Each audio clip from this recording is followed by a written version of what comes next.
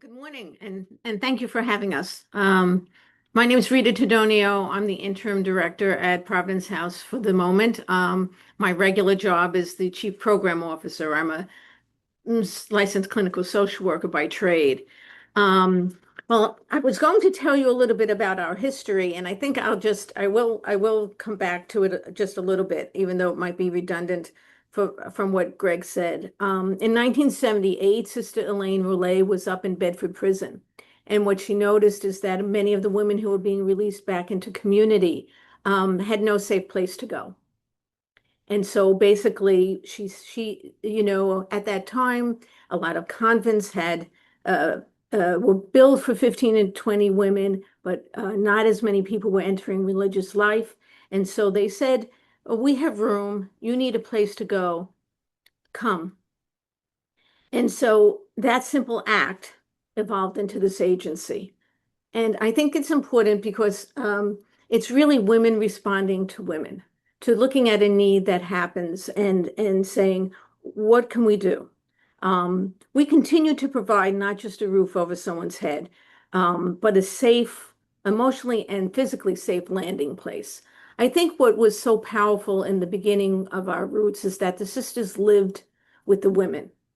And I cannot tell you how many stories I've heard of women coming from prison being amazed that sisters would trust them to live in their home and live beside them.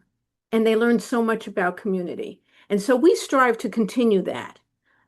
We provide a place where women can explore how they got to this point in their lives, what they would like the trajectory of their lives to be in the future, and how to make that happen. The Sisters Legacy has expanded into this agency, which is trauma-informed, gender-responsive, and person-centered. And that's embedded in all of our programs. As Greg said, we have four main programs: permanent supportive housing, a traditional type of family shelter for women and their families, a small transitional shelter for young women who were kind of aging out of foster home, who found themselves pregnant and have a young child, and our Women's Justice Program, which serves women released from prison who were on Rikers Island waiting, unconvicted, for their judicial hearings. And what we've done is we've taken them off so that they're waiting with us as opposed to being in prison and in jail. And I'm proud to say that for the past 5 years, we've maintained about 97% of the women who complete our program have no new arrests for 2 years out. We don't really follow them for longer than 2 years out. Many of them come back for Christmas and Thanksgiving, but we formally monitor their arrests in the 2 years after us. I could give you more statistics, but I know that probably somebody's story would be more interesting to you. So I want to talk to you about Sharon. Sharon came to us after 24 years in prison. When she went into prison, they were using tokens, and when she came out, they were using Metro cards. You can only imagine the mind trying to absorb how this world has changed and trying to figure out how to catch up. She also came to us what we eventually found out was cancer, untreated cancer. So we helped her reintegrate into the community. We did travel training. We caught up with cell phones, how to navigate into the community. We got her a library card because she's an avid reader. And most importantly, we connected her with a primary care doctor, and eventually we would accompany her when she went for her treatments. Sharon is now cancer-free, and she lives in one of our supportive housing buildings as a low-income tenant, not as a supportive housing tenant. But she's a great role model and support for many of our tenants who are living with mental illness. She's an advocate for closing Rosie's on Rikers, and has often gone up to Bedford to accompany women who are being released so that they have company coming back down to Brooklyn and New York City. Perhaps most importantly, we've worked with her to reconnect her with her children, who were all grown up when she was released and from whom she was estranged. And now she's a proud and involved grandmother. And so that's a pretty typical story for our Women's Justice Program. And on the other side of life, in our shelter program, Janelle came to our family shelter with her mother. She was in her second year of high school. She was bright, but getting into trouble and not getting the grades she was capable of due to a trauma history. And I know these stories are probably familiar with you. She had difficulty concentrating and was easily triggered as a result of a family history of domestic violence. Through our creative arts program, which focuses on helping express the memories and feelings she was suppressing, as well as the groups which teach emotion management skills, she was able to pull her grades up and graduate with a scholarship to Fayetteville State University. I'm happy to say that this May she's completed her third year of college. She's studying to be an early childhood teacher. And Janelle always comes back in June because in June in our shelter we have a kind of like a graduation event for elementary school and high school students moving up. And she comes back to tell her story so they feel encouraged and know that we're not just saying you could do it. She's a testimony that you can do better. She will be the first person in her family to ever graduate college. Um, and one of the things I love about working at Providence House is that very fact that helping these women, the good work ripples out and touches so many other lives, just as what your fund does for us. And Scott's going to talk about precisely how you're helping us expand our program. Hi, everyone. Scott. Oh, there you are. I'm here. Scott Stepp, Director of Housing Development at Providence House. And I would like to just share my screen now so you can see the thing. It's Having a little trouble hearing you, Scott. You can make it out, but the volume is low. Okay. Let me see what I can do. I'm sorry, y'all. Let me change microphone.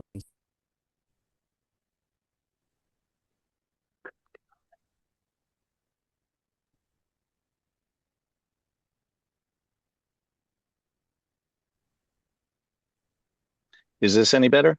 Oh, yeah. Oh, yeah, it's much better. Sorry about that. I thought I took care of that before getting on, but here we are. So can everyone see my screen there? Okay, this is the thing itself. As Kevin and Greg mentioned, Leviticus Fund has provided us with a $500,000 pre-development loan toward replacing 3 adjacent buildings that we own in the neighborhood of Bedford-Stuyvesant in Brooklyn, New York. And the 2 buildings on the left, these 2 are 699 and 701 Lexington. Right now, those are being used as part of our women's justice program. They're housing 25 women in individual bedrooms and shared common spaces. And this white building to the right, we're not sure what it was to begin with. It was some sort of light manufacturing. It was a child care center at one point. It was a school at another point. It's been ours since the mid-90s, and this provides our admin headquarters, and that's where I'm calling you from. So the redevelopment will replace these 3 buildings with a new 6-story building. Resulting in 85 units of transitional purpose-built shelter for women exiting Rikers Island and upstate New York prisons, as Rita mentioned. And I will give you, these are hot and fresh out of the oven comps from our architect. There have been a few iterations of the plan, but here's what it looks like now. Those 3 buildings have been or will be replaced with this 6-story building. This first floor will provide community space and admin space. There's a cellar level partially excavated in the backyard to provide some natural light that will also provide office space. And the 5 stories above that, which are really kind of the meat of the matter, those are where this program is special and unique.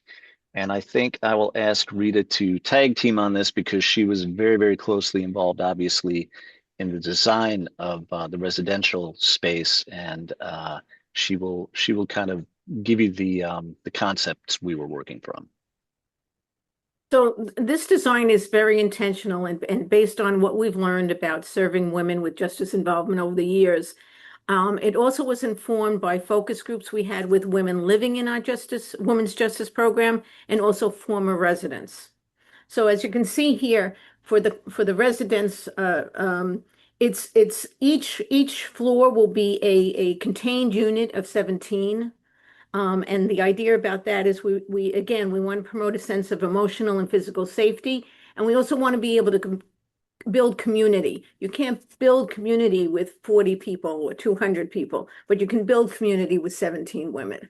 Um, each floor, you see there's a section here with 4 bedrooms. So there'll be like little mini areas. The bedrooms are a place where they can go. They have a door, they have a key. If you know anything about prison or jail, that is incredibly important for one's, sanity, to go to a place where they can be quiet, where they don't have to deal with people, they can calm down, and also have private space that they can control. The single bathrooms are also set up so that we can recognize their need for privacy and dignity and counteract their experiences in prison. And then there's a shared kitchen and community room here, living room, with 24-hour access to create community, connection, and really establish a sense of hospitality. So we're really excited because, in my time here, I've only been here 13 years, but we're always trying to fit our programs into buildings that weren't meant for it. And we have been very intentional about this. We have gotten the women's input. And so I think it's going to be amazing. And thank you for your help in giving us that start. So I thought I would just give a few nuts and bolts updates on the process of getting something built in the city, which is really something. Just under the heading of zoning, the 3 lots we had were not properly zoned for this sort of facility. One of the 3 was. So to build this, we had to go through something called the city's Uniform Land Use Review process, or ULURP, which is a very tortuous, lengthy, protracted approval or disapproval process that involves the local community board's Housing and Land Use Committee, the local community board itself, the local city council member, the borough president, the full city council, the city planning commission, the department of city planning, and ultimately the mayor to sign off on it. So we went through all of that. It took about 18 months, but we completed the zoning in December. So we have the go-ahead from that angle to build this. Financing is the next part of it. Sorry. The new building is expected to run about $40 million. Estimates are up a little bit from when we applied for Leviticus pre-development funding. But we are pleased to let you know that we have preliminary approval for a $10 million New York City capital grant toward the project. And that's from the Brooklyn Borough President, Antonio Reynoso. There's the possibility that we might get an additional $2 million from the borough president, another $1 million from the city council member, but we're kind of in the process now of acquiring as much capital as we can to put into the process and negotiating the remainder of the capital financing through the Department of Homeless Services, who will provide us with a 30-year debt service agreement. We'll go out and get a commercial loan to build the facility, and they will pay the principal and interest for the next 30 years, along with a 30-year operating contract. So those 2 pieces are being negotiated in the coming months. From the design and construction side, we're working with Edelman Sultan, ESKW architects, who have completed 50% design development drawings, which are what's needed to submit to the Department of Buildings for approval. We did that last month. DOB is looking into the plans. There's some back and forth, but we hope to complete and break ground in early 2027 and start construction. So everything I've described to this point has been funded by Leviticus funds pre-development loan, as well as a generous grant from Oak Foundation. I have to call out, they're our longest standing foundation funder. But the work is progressing. We're going past the milestones, and it's starting to acquire some momentum of its own. And very soon, once the capital is lined up, we will have some other bigger players who have a vested interest in getting this thing opened, and it won't be just us. But I was very touched by Sister Rosemary, your opening reflection, which underlined the necessity of starting the journey before you really know what the path looks like. And that resonates with us as Providence House, particularly with this project, because we have 50 years of experience serving people at a very vulnerable juncture where things can go very well for them or very poorly, and we know what works. And here is an opportunity to make it permanent, as permanent as anything in New York City is, but it will cement the program for a few generations. So somebody had to go first on that, and we're very grateful that Leviticus Fund was there, gave us the early green light on this pre-development funding, and it's a decision that's going to have resonance for a number of decades and for probably thousands of people ultimately.